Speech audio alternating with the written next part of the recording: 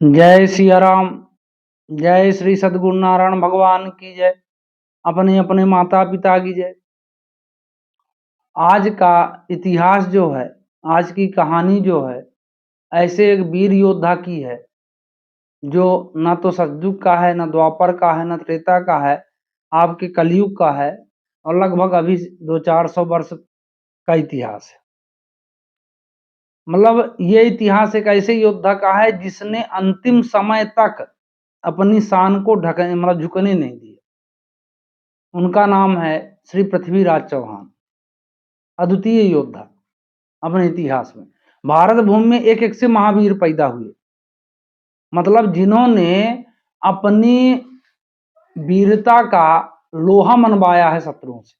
शत्रु जिनकी मतलब प्रशंसा करते थे, उनमें इनका नाम है पृथ्वीराज चौहान का।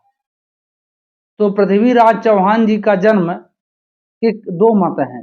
मतलब उनका पृथ्वीराज महाकाव्य के अनुसार 11 जून 1 जून 1163 में, है ना, और गुजरात के पाटन में बताया जाता है। और एक और मत है कि इनका जन्म लगभग 1168 में सोमेश्वर चौहान और माता कर्पूर देवी के यहाँ हुआ था, 1168 में। तो दो मत हैं, है ना, एक 1163 है, 1168 है। लेकिन ये बचपन से ही बड़े विलक्षण स्वभाव के थे। और इस कहानी को सुनाने का उद्देश्य मेरा ये है कि हम लोग अपने भारत के वीर सपूतों को जाने, है ना, वीरों के बारे में जाने और उनकी तरह बनने का मतलब हमको, मैं कहता हूँ लाख आदमी अगर करोड़ सुने, उसमें से अगर 10 भी उस रास्ते पर चल देंगे तो भी भारत हमारा सही रास्ते पर रहे। तो 13 साल की अवस्था में, मतलब जब ये 13 साल की अवस्था में इन्होंने पहला युद्ध जीता था। और पहला युद्ध जीतने के बाद इन्होंने बता दिया था कि भविष्य मेरा बहुत वीरतामयी है, और लगभग यही सिद्ध हुआ। इनकी सेनाओं के नाम से भी इनको जाना जाता है। इनके पास लगभग 3 लाख पैदल सेना थी, जिसमें 300 हाथियां, है ना, हाथी वाले भी थे। अब इनका जो जीवन चरित्र ये था कि इनका विवाह है, इनके विवाह में भी कई कहानियां। पृथ्वीराज राजसो इनका जो बुक है, इनके ऊपर लिखा गया है, तो उसके अनुसार इनकी मेन 5 रानियां थी। और 5 रानियों में जो संयोगिता नाम की रानी थी, वो राजा जयचंद की पुत्री थी। और जयचंद इनसे बहुत अंदर ईर्ष्या करता था, इनकी प्रगति को देखकर, है ना, इनके प्रसिद्धि को देखकर। तो जयचंद ने, कहते हैं इतिहासकारों के अनुसार, कि जयचंद अपनी बेटी संयोगिता का जब विवाह स्वयंवर रचा, तो उसने इनको निमंत्रण तो नहीं दिया, पर इनके एक पुतला बनवाकर गेट में खड़ा कर दिया था। मतलब ये सिद्ध करने के लिए कि ये जो पृथ्वीराज चौहान है, मेरे मतलब राज्य का मेरे दरबार का राज्यपाल है, वो सॉरी गेट नौकर है। जब ये कहानी उनको मालूम पड़ी, क्या नाम से, पृथ्वीराज चौहान जी को, तो उन्होंने कहा कि नहीं, अब इसको सबक सिखाना पड़ेगा। और इन्होंने ये ठान लिया मन में कि संयोगिता का मैं अब चाहे हरण करना पड़े, चाहे अपहरण करना पड़े, चाहे जैसा विवाह है, अब होगा विवाह, संयोगिता के साथ ही होगा। हालांकि संयोगिता इनको पसंद करती थी, है ना। इन्होंने तो अब ये जो है सीधे पहुंचे वहां राजा जयचंद के यहाँ, और इन्होंने रानी संयोगिता को उनकी मर्जी से, उनकी मर्जी भी थी, शामिल थी, चाहती थी, उनको उठाया वहां से और ले आए। मतलब कुल मिला के इनका गंधर्व विवाह कहलाया, है ना। और ये आनंद पूर्वक रहने लगे। धीरे धीरे इनकी समृद्धि जो है भारत भूमि के बाहर देशों में फैलने लगी। तो गजनी का एक राजा था मोहम्मद गौरी, और ये सब महाहरामी राजा थे, क्योंकि न इनका कोई सिद्धांत था लड़ने का, वीर थे ही नहीं, कायर थे। इनको ये था कि छुप के मारो, जैसे आज का युद्ध होता है कि हम जहां पाए, जैसा पाए, जिस प्रकार से युद्ध जीत जाए। ये सिद्धांतिक योद्धा नहीं थे, और ये सिद्धांतिक योद्धा थे पृथ्वीराज चौहान। अब उसने ये सोचा, गजनी का जो शासक था मोहम्मद गौरी, कि पृथ्वीराज चौहान ऐसे होगा। इसने पहला बार सीधा अटैक किया। पृथ्वीराज चौहान के सामने ये बहुत देर तक, बहुत समय तक नहीं टिक सका और ये स्थिति बनी कि इसको बंदी बना के पृथ्वीराज चौहान के सामने पेश किया गया। अब इसने जब देखा तो वही नहीं बोलते सियार अपना रंग बदलता है, ये दुहाई देने लगा उनको कि आप लोग महान हैं, ये हैं, आपकी शरण गए मरण नहीं होता, ये तो दुनिया भर का प्रपंच रचा। हालांकि चंद्रवरताई ने कहा कि इसको मृत्युदंड दे दिया जाए क्योंकि इनका कोई भरोसा नहीं, पर राजा पृथ्वीराज चौहान जी ने कहा कि भाई आप एक बार इसको चांस दिया जाता है और ये शायद सुधर जाए।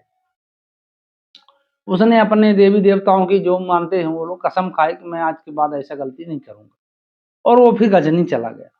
लेकिन उसके मन में वो आग लगी थी कि मैं इसको किसी भी हिसाब से निपटाना है। अब यहां राजा जयचंद भी खार खा गया था क्योंकि उन्होंने संयोगिता का हरण कर लिया।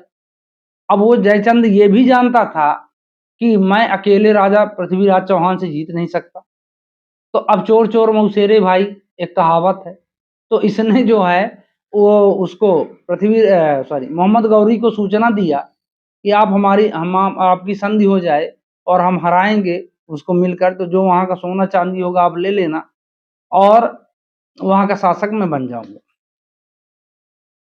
अब सोचिए इसके मतलब जयचंद जैसा हरामी आदमी कौन होगा कि जो ये नहीं सोचा कि मेरी लड़की है, चलो किसी भी प्रकार का, और एक प्रतिष्ठित राजा है, यशस्वी राजा है, और बाहर वालों को हम घुसेड़ रहे हैं अंदर। यही भारत के गुलामी मतलब गुलाम, चाहे अंग्रेजों का शासन देख लीजिए चाहे जिसका शासन देख लीजिए, सिर्फ मात्र जलन, ईर्षा और बेवकूफी की वजह से वो इतने वीर नहीं थे जिन्होंने हमारे देश में शासन किया। हमारी बेवकूफी, हमारी मतलब मूर्खता और जलनखोरी, इसकी वजह से उन्होंने जितने दिन तक शासन किया। अब इसके बाद जो है राजा जयचंद जो है उससे मिल गया। अब इनके पृथ्वीराज राजस्व के अनुसार इन्होंने 3 बार उसको मतलब बंदी बनाकर छोड़ दिया और वो लगभग 17 बार पराजित हुआ जिसमें भागने में सफल रहा और भाग जाता था, और 3 बार ये यही मतलब वो दे दे। तो इसके जो इनके योद्धा थे आखिर 17 बार जब आक्रमण किया उसने लगातार, है ना, तो लगातार जब शासन किया तो जिनके महारथी थे सब मारे गए। अंत में ये हुआ कि 18वीं बार वो जयचंद के साथ मिलकर इनको पराजित करता है और इनको बंदी बनाकर गजनी ले जाता है। हालांकि जयचंद का भी हाल बुरा हुआ, उसने उसकी गर्दन यहीं काट दी, बोला जब जो अपने देश का नहीं वो हमारा नहीं हो सकता। तो ऐसे गद्दारों का यही होता है, लेकिन आग तो लगा दिए। अब ये गजनी लेके गया और वो ये कहता कि तू एक बार मेरे चरणों में पड़ जा, मैं तुमको आजाद कर दूंगा। पृथ्वीराज चौहान ने कहा कि सर कट सकता है लेकिन झुक नहीं सकता। भयंकर यातनाएं देता था, गरम सलाखें उनकी आंखों में डाल दिए। यहाँ तक कहा जाता है इतिहासकारों के अनुसार कि नमक और मिर्च का घोल उस फूटी आंख में डालता था वो डेली, इतना दर्द देता था, फिर भी पृथ्वीराज चौहान हार नहीं मानी। अंत में चंद्रवरताई ने कहा कि ये मौत पर मौत मारता है, इससे अच्छा है कि कुछ न कुछ किया जाए। तो इसने अपने राज्य में मतलब धनुष प्रतियोगिता आयोजित की, तो उसमें चंद्रवरताई ने कहा कि यह है तो मूर्ख, तो ये क्या जानेगा कि आप शब्दवेदी वहां चढ़ाते हैं, तो इससे मैं मतलब प्रार्थना करूंगा तो आपको शामिल कर लेगा ये, अब आप मौका ताक के मैं बताऊंगा। तो गया चंद्रवरताई, सैनिकों के द्वारा संदेश भेजा गया गौरी को। गौरी ने कहा ठीक है बुलाओ। वो हंसने लगा कि अंधा आदमी क्या चलाएगा। बोले नहीं नहीं आप निशाना देख सकते हैं, लेकिन हाँ आपको तेज से उनको इजाजत देनी पड़ेगी। ठीक, उनको शस्त्र दिया गया। अब मोहम्मद गौरी बड़े तेज से बोलता है कि चौहान निशाना साधो। तो उन्होंने बस उन्होंने एक दोहा कहा था चंद्रवरताई थे कि 4 बांस 24 गज अंगुल अष्ट प्रमाण, ता ऊपर सुल्तान है अब न चूक चौहान। इतना कहना था उनका कि पृथ्वीराज चौहान ने बाण छोड़ा और गौरी सीधे चला गया यमराजपुरी। और चंद्रवरताई जैसे वो मरता है, चंद्रवरताई उनके भी कटार मार देते हैं और अपने भी मार लेते हैं, क्यों जानते हैं कि यहाँ से बच के जा तो नहीं सकते, है ना, अबूरी मौत मारेंगे अब तो कोई मतलब नहीं है। लेकिन उनके अब वहां के जो गजनी वाले थे वो भी कायर, एक वीर पुरुष का मतलब तिरस्कार करने के लिए उसके गौरी के नीचे मतलब मंदिर के जो शमशान मतलब बनाते हैं लोग, उसके मतलब बाहर इनको इनको गाड़ा गया था, उसमें वो जूता चप्पल रखते थे। हालांकि हमारे मतलब भारतवर्ष का एक वीर ही कहा जाए उसको, तो ये सिद्ध किया कि मैं वहां से अस्थि वस्थि सब उनको उठा लाया हूँ खोद खन के।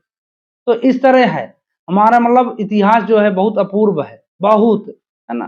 तो हम अपने वीर योद्धाओं का सम्मान करें, उनको जाने, जब जानेंगे तब। तो ये वीडियो सिर्फ ये है कि इस तरह के महान योद्धा हुए और आप इनकी जानकारी लें। जय सीताराम।